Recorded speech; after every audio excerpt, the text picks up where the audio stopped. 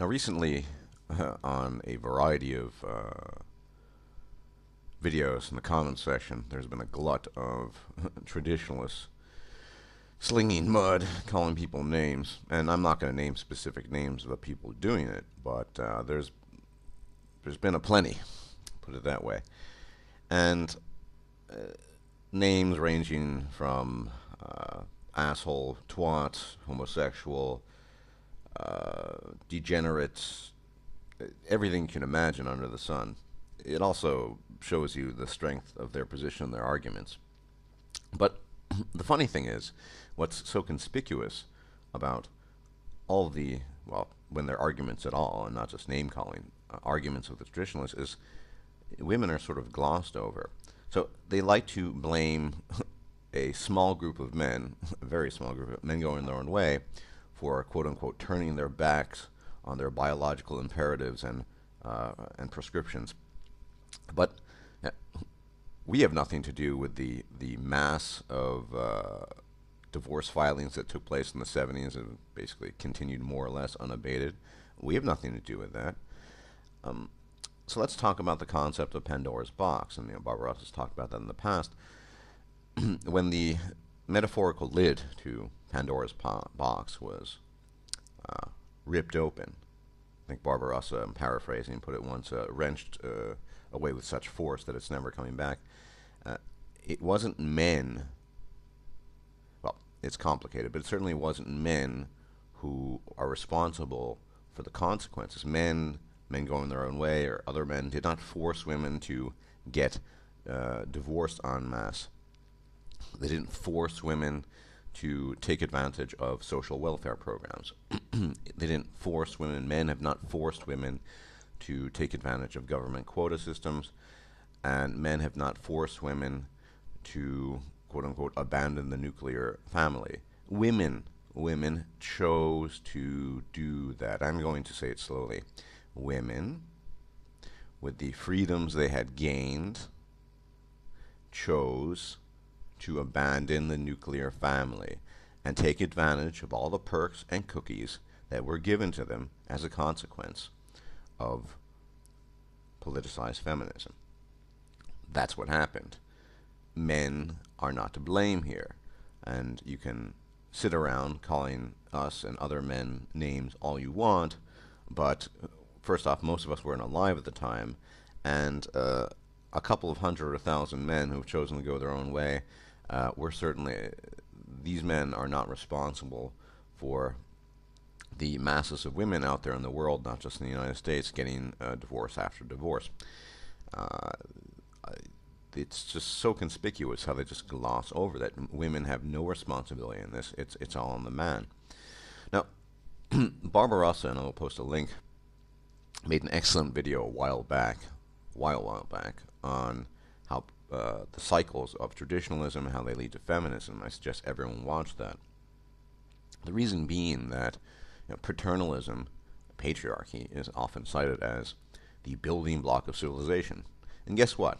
No one has ever denied that. In fact, Barbarossa, I believe correctly, assesses it to be the building block of civilization. It is what happens within that building block of civilization to the female, that she becomes completely infantilized, that she becomes, at least within the context of the paternalistic patriarchal system, well, useless in every respect apart from reproduction, that you create the conditions, some of the groundwork, for a quote-unquote feminized society. The male-on-male competition creates the atmosphere where innovation and invention and progress just explode. And you get a situation we're living in today pretty much where technology and invention and various creations, virtually all of them made by men, have made life a lot easier for all of us. The fact that I'm making this, using Audacity, making use of the internet, and so on and so forth, all of these things were, yes, in the past, a result of paternalism and patriarchy. But you see what happened, and what the traditionalists don't want to admit, and what they refuse to admit. I assume it's because they're afraid of conceding to themselves because of how it horrifies them. When women realized that the conditions of life had become such that it was not only plausible but extremely feasible to escape the patriarchal dynamic, the system that they had chosen to live under. It was their own choice. And at best were exposed to a form of benevolent sexism when they said, well, we don't even want that anymore because the achievements of men had made life so easy for them. Well, they decided to leave. Who forced them?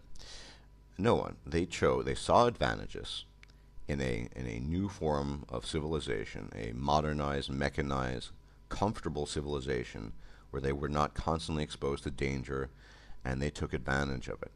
I mean, so many, the birth control pill, automobiles, public transportation, toiletries, refrigerators, you name it. The list can go on and on. I mean, they saw that. They said, well, we don't need to live in this anymore. And you can kind of look at it as a collective version on the part of women of the corollaries of Briffault's law, namely 1 and 2. A past benefit provided by the male does not provide for continued or future association. Any agreement where the male provides a current benefit in return for a promise of future association is null and void as soon as the male has provided the benefit. What do I mean by that, collectively speaking? Well, collectively speaking, women decided to get up and leave, and they had no regards for the past achievements, contributions of men. They just didn't want any part of it. The benefits had already been provided, and they got up and left. Ask yourself if the cute little 20-year-old girl or even the 30-year-old woman on the subway system punching away at her iPad or iPhone cares, A, how the iPad or iPhone works, cares that the technology was created by a man, or cares that the technology ultimately, in terms of its heritage, can be linked back to a guy like Alexander Graham Bell. Probably not. In fact, I'm willing to bet money she doesn't give a shit. She doesn't care about anything. All she cares about is what she has now. Women got up and left of their own free will when the opportunity presented itself and when the conditions in society had been made such that it was feasible for them. And they've been running wild ever since, and they don't want to be part of the patriarchy anymore. They don't care that men made the world safe for them. And it's a fallacious claim to blame men. I mean, this is misandry. These traditionalists repeatedly blame men. It's men's fault. Women have no part in this. It's amazing that the concept of no-fault divorce, for example, that it was up to women to make to file the claims, to file for divorce. They chose to do that, and yet men are blamed for this. I mean, a small group of men going their own way, are blamed for a 70% plus divorce rate that's not only just consistent in the United States, initiated by women, but in places like Indonesia as well. I mean, everywhere in the world you look, it's pretty much consistent. How are men involved in this? And more importantly, since logically, there are only a few options. If you really wanted to get back to patriarchy, it would have to involve either some kind of mass coercive attempt on the part of men against women. You would literally have to enslave women. This time actually really enslave them, force them to go back to a situation that they clearly wanted nothing of anymore. They didn't want to be part of it anymore. That's why they rejected it en masse. And I think ultimately, this is my honest assessment. Traditionalists want us to blow ourselves back to the Stone Age, because it really only conditions of the Stone Age, of prehistory, where we're living in stone and straw huts, eking out a wretched existence on some barren plain in the wilderness, risking our lives. Yes, then we'll have patriarchy, and then we'll have paternalism. Maybe, if I'm generous, bombing ourselves back to the pre-industrial era. I mean, these guys really want to go back to the Mad Max scenario. Quite frankly, I don't. But unless that happens, unless we bomb ourselves back to, and like I said, being generous, some pre-industrial situation, or prehistorical situation where we're just running around hunting impalas and what have you, we're not going back to the patriarchy. It's dead. It's dead. And you can rant on about it and call us names all you want, but we're not going back there. So until all these traditionalists who enjoy slinging mud so much come up with better solutions than blaming a few men who've chosen to go their own way, men as a collective, or well, whatever other theory suits their needs, Marxist, socialists, Jews, etc., so on and so forth. I want to hear how they're going to usher in the patriarchy again. Instead of just ranting on about how, because my position, as well as the position of many others, is it's dead. It's not coming back. Women didn't want to be part of it anymore, and that's why they chose and left. And guess what? Guess what? Because men throughout history have always granted what women wanted. When women said we didn't want to be part of it anymore, men gave it to them. Men gave them the pill. They gave them no-fault divorce. Men gave them the freedom to do whatever they wanted, because that is, in essence, what the illusion of patriarchy is. It's a form of matriarchal rule by proxy, where the man labors for the sake of the woman, where the woman's concerns come first. And so what happened in the mid-late-ish 20th century was nothing new. It was just men doing what they've always done, giving women exactly what they wanted. And women got up and left. Do you get that? I mean, do I need to spell it out? They chose of their own free will to get up and leave. They said, see ya, and they didn't look back. And you can rant on about how paternalism had, yes, that is the pluperfect, the past had brought about all these great things, creations and innovations, civilization, and that's true. Just like I can rant on about the glories of Rome, or the time when the Fertile Crescent was the apex of civilization. That's all true as well. But it's done, and it's gone, and it's not coming back. If you don't believe me, you can look at the ruins of Rome. But I don't know how much more anyone can spell this out to these guys.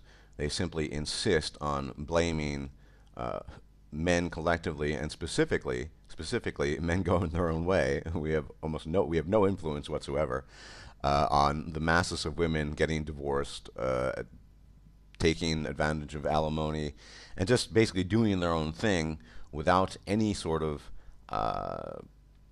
introspection as to who brought it all about, namely men, without any sort of concern for the lives of the men they destroy. No, it's all men's fault. So this is typical. It's not even covert, but typical misandry, and you see it in the lines of their arguments, calling men degenerates or homosexuals because they made these men, specifically men going their own way. We choose not to get in line and just follow the dictates of what we're quote unquote supposed to do.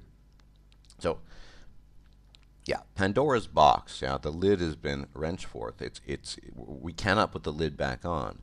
And I challenge anyone to come up with a way other than blowing ourselves back to the Stone Age, living in some cave somewhere, like 30,000 years ago, or at best some sort of pre-industrial state. If you can come up with a scenario better than that, or coercively forcing women, collectively speaking, to go back to the patriarchy, I mean, this is a pipe dream. So, less name calling, less accusations founded on nothing, and more solutions. I mean, and of course, one solution I've heard, is that we've always lived in the patriarchy and we continue to live in a patriarchy. Well, what is the patriarchy? Let me just make it clear that the patriarchy really is a code for a more or less covert matriarchal rule. The power of women throughout history has been, for the most part, covert. I'm thinking about doing this at some point in time, but for example, if you look at women's input in American Prohibition, it's incredible. You should do some reading on that. So women have almost always informed men's decisions, and the direction that society took was often based on women's behind the scenes input and behind the scenes wishes. Well, now women not only have covert influence, they have overt influence.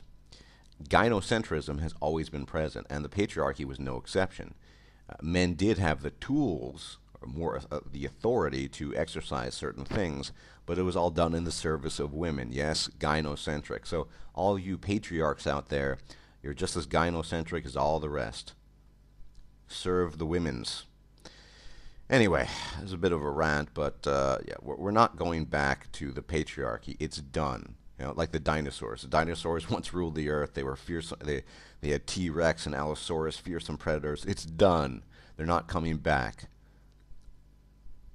Do you get that? ¿Entiendes? Do you understand? It's done.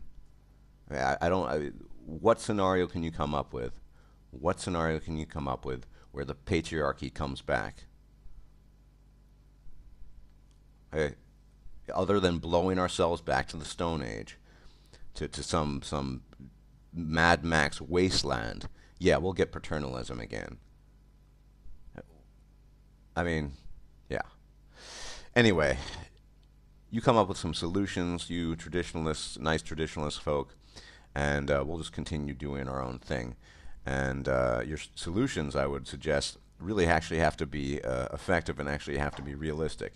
And accusing a couple of men of rejecting their biological prescriptions and imperatives, that's not a solution. And calling men a variety of creative names isn't a solution either. The patriarchy is dead. Live with it. Deal with it. That's life.